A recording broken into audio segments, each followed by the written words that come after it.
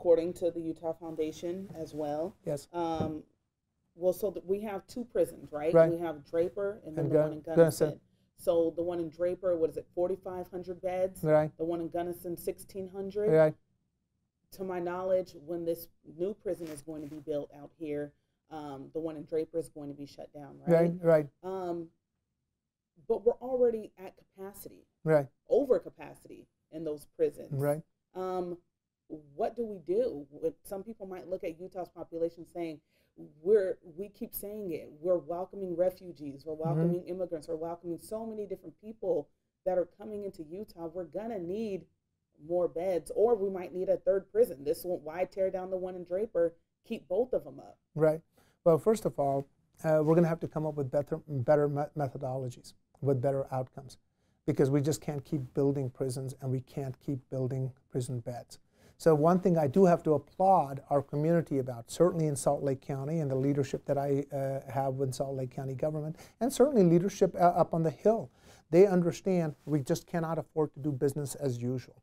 So better risk assessment tools, more investment in treatment, better therapeutic options in the criminal justice system, declassification of felonies to misdemeanor offenses, and and organizations like mine, which are interested in exploring the idea of no cash bail as an element of fairness in the process of over incarceration and over criminalization. So we have to open ourselves to think out of the box, because we're going to have to become creative. But our creativity can't be simply anecdotal. It can't be a gut check. It is going to have to be evidence-based, data-driven, research-relied methodologies. And one thing that I can certainly say about Salt Lake County, and certainly I'm excited about, a lot of the communities are looking at evidence-based approaches. And those evidence-based approaches give us better outcomes. So in one sense, by investing in that, we won't need to invest in this perpetual investment of creation of jail beds.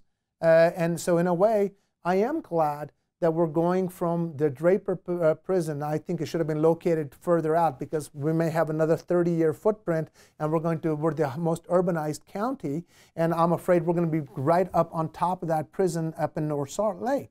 So I think the better option would have been in Tooele on the same freeway, 8 more minutes on there, and we could have had a 50 to 100-year footprint rather than a 30-year footprint. Now that's a policy issue, right? But we can't escape the fact that we're actually going to reduce the number of those beds. Now that's going to put a pressure on to come up with more creative ways to address that issue. In that sense, I'm excited to meet that challenge, because the answer isn't to build a third prison and a fourth prison, because that's just a defeating, fatalistic approach without the outcomes we want.